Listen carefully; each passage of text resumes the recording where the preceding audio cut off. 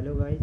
आज की इस वीडियो में बात करने वाले हम Indian navy MR/SSR air force by group के लिए जीके के बारे में, जिसमें आज का हमारा टॉपिक है विज्ञान एवं प्रौद्योगिकी। तो चलिए वीडियो को स्टार्ट करते हैं बिना देरी किए हुए। सबसे पहले बात करते हैं हम भारतीय रक्षा प्रौद्योगिकी की। तो सबसे पहले वर्ष 1958 में रक्षा अनुसंधान एवं विकास संगठन DRDO की स्थापना की गई और इसका उद्देश्य रक्षा क्षेत्र में अनुसंधान एवं विकास करना है।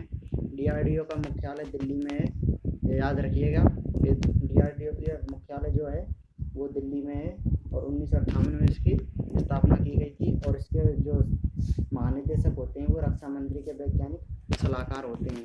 अब बात करें कि DRDO के अंतर्गत चरम प्रौद्योगिकी अनुसंधान प्रयोगशाला, टर्मिनल, बैलिस्टिक क्वासिल लेबोरेटरी, इसकी फुल फॉर्म याद रखना।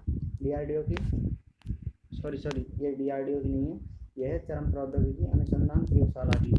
टर्मिनल, बैलिस्टिक क्वासिल और लेबोरेटरी, इसकी जो स्थापना मुख्यालय है वो चंडीगढ़ में और 1961 में स्थापना हुई थी। अब बात करें 1983 में भारत में समेकित निर्देशित प्रक्षेपास्त्र विकास कार्यक्रम आरंभ किया गया। इससे आगे बात करते हैं हम। इस कार्यक्रम के अंतर्गत विभिन्न प्रक्षेपास्त्र विकसित किए गए, जैसे पृथ्वी 1988 में जमीन से जमीन पर मार करने वाली इस कम दूरी की बैलिस्टिक मिसाइल का परीक्षण किया गया और इसके साथ ही इसकी मारक क्षमता कितनी थी? अधिकतम 350 किलोमीटर।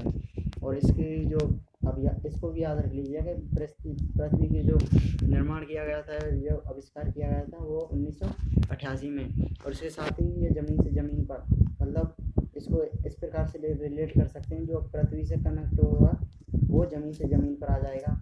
मतलब धरातल से कनेक्ट होने वाली चीज़ें, जैसे पृथ्वी है, अग्नि है, अग्नि ज़मीन पर ही जलती है, और जो धरातल से कनेक्ट नहीं है, अपनी पृथ्वी से कनेक्ट नहीं है, वो हो जाएगा हवा से, मतलब सतह से ज़मीन पर, सतह से हवा में मारने वाला प्रक्षेपास्त्र हो जाएगा। तो अब बात करते हैं हम अग्नि की। तो ज़मीन से ज़मीन पर, ये भी अग्नि, आपको पता है अग्नि धरातल पर ही जलेगी, और ये हो जाएगी ज़मीन से ज़मीन पर मार करने वाली मध्यम दूरी की बैलिस्टिक मिसाइल। और अग्नि की 5 श्रेणियाँ हैं: अग्नि फर्स्ट, सेकंड, अग्नि थर्ड और अग्नि फोर्थ और 5। और बात करें इसकी अधिकतम मारक क्षमता 5000 किलोमीटर से अधिक तक। अब बात करते हैं त्रिशूल। यह कम दूरी का सतह से हवा में वार करने वाला प्रक्षेपास्त्र है और इसकी अधिकतम मारक क्षमता 9 किलोमीटर है त्रिशूल की।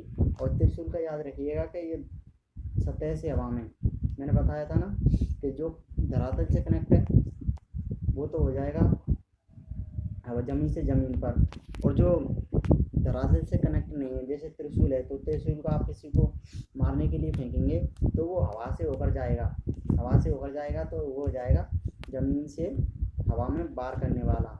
इसी प्रकार से अब आकाश की बात करें तो आकाश नाम से ही पता चल रहा है, ये ज़मीन से हवा में मार करने वाला मध्यम दूरी का प्रक्षेपास्त्र हो जाएगा और इसकी अधिकतम मारक क्षमता 25 किलोमीटर हो जाएगी और इसे मोबाइल संचार से भी छोड़ा जा सकता है। क्वेश्चन बनेगा कि मोबाइल संचार से छोड़ा जाने वाला प्रक्षेपास्त्र कौन सा है? तो आंसर हो जाएगा आकाश। ठीक है, इस प्रकार से क्वेश्चन बनते हैं। अब इससे आगे चलते हैं, बात करते हैं हम नाग की। तो नाग जो है ये टैंक रोधी निर्देशित प्रक्षेपास्त्र है। इसकी अधिकतम मारक क्षमता 4 से 9 किलोमीटर है और इसका जो सिद्धांत है वो दाग और भूल जा सिद्धांत का कार्य करता है ये प्रक्षेपास्त्र। और क्योंकि ये एक बार दागने के पश्चात इसे दोबारा निर्देशित करने की ज़रूरत नहीं पड़ती है। अब बात करें कि ब्रह्मोस जो है ज़मीन से ज़मीन पर, याद रखिएगा, ब्रह्मोस ज़मीन से ज़मीन पर मार करने वाली मध्यम दूरी की सुपरसोनिक क्रूज प्रक्षेपास्त्र है और इसके साथ ही ये भी दाग और भूलजा पद्धति पर कार्य करती है और इसकी अधिकतम मारक क्षमता कितनी है? 290 किलोमीटर ब्रह्मोस। और ब्रह्मोस प्रक्षेपास्त्र का विकास भारत एवं रूस ने संयुक्त रूप से किया है। अब बात करें कि सागरिका जो है वो मिसाइल समुद्र के अंदर से छोड़ी जाने वाली मिसाइल है और इसके अलावा इसका विकास विशेष रूप से परमाणु ईंधन चालित पनडुब्बी से छोड़े जाने हेतु किया जा रहा है। और अब बात करें कि भारत की प्रथम परमाणु क्षमता संपन्न बैलिस्टिक मिसाइल है कौन सी? सागरिका। और इसकी मारक क्षमता 700 किलोमीटर तक है और इसकी लंबाई 8.5 मीटर और व्यास 1 मीटर हो जाएगा। और इसे K-15 के नाम से जानते हैं। सागरिका को K-15 के नाम से जाना जाता है। क्वेश्चन बनेगा कि K-15 किसका उपनाम है, तो सागरिका हो जाएगा। और बात करते हैं अर्जुन और सागरिका मिसाइल के बारे में हम आपको और कुछ बता दें तो इसका जो उपयोग किया जाता है वो सबमरीन में किया जाता है। और जो सबमरीन जो होते हैं वो ये एक तरीके से जहाज होते हैं जो कि पानी के अंदर ही अंदर चलते हैं, पानी के अंदर अंदर। और इसमें सागरिका मिसाइल का उपयोग किया जाता है पानी के जहाज़ों में, सबमरीन में। बात करें अर्जुन की तो अर्जुन एक युद्धक टैंक है जिसकी अधिकतम गति है 70 किलोमीटर प्रति घंटा। अब बात करें पिनाका तो पिनाका जो है एक मल्टी बैरल रॉकेट लॉन्चर है जिसका नाम भगवान शंकर के धनुष पिनाक के नाम पर रखा गया है। और यह 40 सेकंड में 100 किग्रा के 12 रॉकेट एक के बाद एक 39 किलोमीटर तक प्रक्षेपित कर सकता है। अब बात करें ध्रुव हो जाएगा एक एडवांस लाइट हेलीकॉप्टर जो अधिकतम 245 किलोमीटर प्रति घंटे की गति से उड़ान भर सकता है। और इसमें दो चालकों सहित 14 व्यक्ति एक साथ यात्रा कर सकते हैं। अब बात करें तेजस तो जो तेजस है वह एक प्रथम हल्का लड़ाकू विमान है तेजस, और भारत में निर्मित है। भारत में निर्मित प्रथम हल्का लड़ाकू विमान है तेजस। और इसमें GE-404 अमेरिकी कंपनी जनरल इलेक्ट्रॉनिक्स का इंजन लगा है जिसके स्थान पर जल्दी ही स्वदेश निर्मित कावेरी इंजन लगाया जाएगा तेजस में। और यह विमान 600 किलोमीटर प्रति घंटे की गति से उड़ सकता है। अब बात करें अस्त्र जो है इसे भी याद रख लिए, हवा से हवा में अस्त्र, ये हवा से हवा में वार करने वाला है और प्रथम प्रक्षेपास्त्र है। हवा से हवा में वार करने वाला प्रथम प्रक्षेपास्त्र और इसकी जो मारक क्षमता है वो 80 किलोमीटर है। अब बात करें धनुष की तो जो धनुष है ये जमीन मतलब धनुष है ये धरातल से ही तो संबंधित है। हम धनुष को ऐसे तोड़िए कि हवा में टांग देंगे तो उसको धरातल पर भी तो रखना पड़ेगा तभी तो धनुष का जो कनेक्शन हो जाएगा वो हो जाएगा धरातल से। इसलिए जमीन से जमीन को मार करने वाला प्रक्षेपास्त्र हो जाएगा। यह पृथ्वी प्रक्षेपास्त्र का नौसैनिक रूपांतरण है।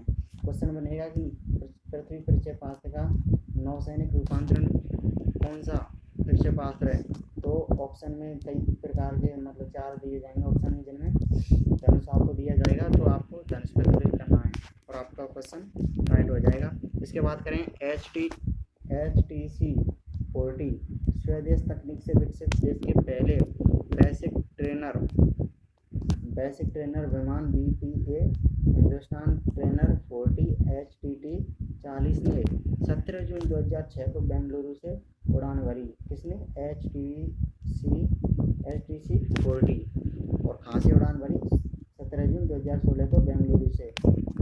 और इस विमान की डिजाइन एवं निर्माण हिंदुस्तान एरोनॉटिक्स लिमिटेड HAL ने किया है। और HTT-40 टैंडम सीट वाला विमान है जिसमें 950 हॉर्स पावर का टर्बो प्राप्त इंजन लगा है। अब बात करें INS अरिहंत, मोस्ट इम्पॉर्टेंट है, यहाँ से क्वेश्चन हर बार बनता है नेवी SSR में AA में। और बात करें कि इसके बारे में अरिहंत के बारे में तो अरिहंत हो जाएगा भारत में निर्मित प्रथम परमाणु ऊर्जा चालित पनडुब्बी। और इसका जो 6000 टन की इस पनडुब्बी का एडवांस टेक्नोलॉजी वेसल प्रोजेक्ट के अंतर्गत विशाखापट्टनम में निर्माण किया गया है। जो ये 6000 टन की जो ये INS अरिहंत पनडुब्बी है भारत की प्रथम परमाणु ऊर्जा चालित पनडुब्बी है INS अरिहंत। तो इसका जो वजन है वो 6000 टन है और इसका जो निर्माण किया गया है वो एडवांस टेक्नोलॉजी वेसल प्रोजेक्ट के अंतर्गत विशाखापट्टनम में किया गया है। तो फ्रेंड्स आज की वीडियो में बस इतना ही। अगर आपको वीडियो पसंद आई हो तो लाइक करके जाइएगा और अपने दोस्तों के साथ शेयर कर लीजिए और चैनल को सब्सक्राइब कर लीजिए Indian navy MR SSR AA air force Y group की तैयारी के लिए।